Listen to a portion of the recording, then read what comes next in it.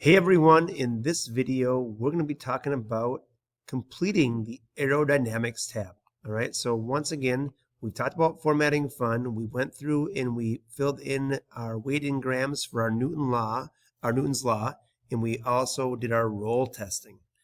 At the same time, now we have aerodynamics, and what we have to do is give our opinion about how our car block looks and our other friends' blocks look, and give our opinion about what you think it should be for aerodynamics. And so here's the idea. On a scale of 0 to 10, 10 being perfect for aerodynamics and 0 being terrible, what would you say your car's aerodynamics was? Now, a few things. First of all, I don't think there's probably many 10s, and I don't think there's probably many 0s. All right, so I'm going to do a little drawing here, so bear with me.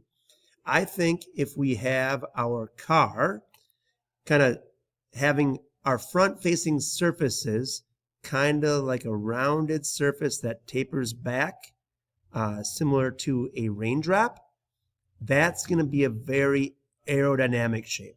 And those shapes, I think, are going to warrant numbers that are closer to that 10.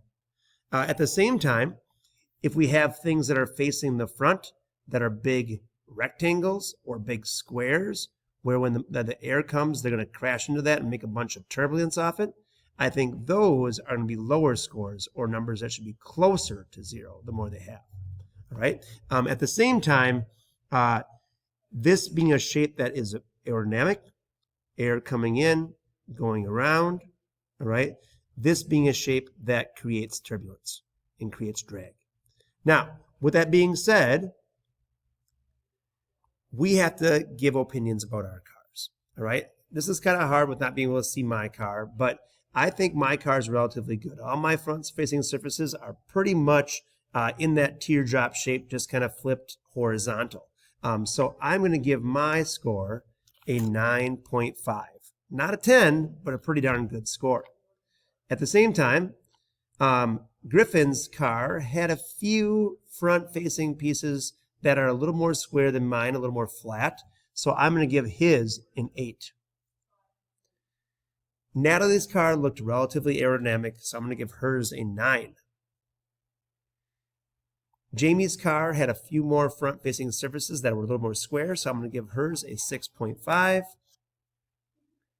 And James's car was kind of in between, I would say, Jamie's and Griffin's, so I'm going to give theirs a 7.5. Once again, this is an opinion, all right? How is this opinion affecting our car?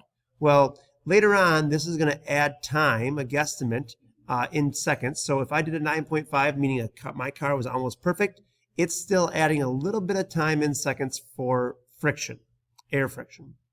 At the same time, if I went lower on my car, like the worst I think I had was a 7 there, and that 7, oh, sorry, 1 second. If I add a few decimal places, we'll see the scores that I really put in, because those were rounding up on me. So I'm just adding a decimal place to see those. The 6.5, a few point deduction is almost adding about 6 more tenths. All right, so that's about 0.03. This is about 0.08, so about 5 tenths more time in seconds. So it's not a whole lot. The one thing I will say is that aerodynamics, the larger the scale, if we were to blow our car up like 30 times larger, like if it was a full-size car, a full-size dragster, it would have a lot more impact. Since our car is relatively small, there's very little impact that happens because of aerodynamics. All right.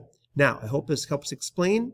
Once again, enter those numbers. If you want to see the number you're entering, if you're entering halves instead of just full numbers, once again, make sure you click and add decimal spaces. All right, thanks for watching the video. Hope this helps.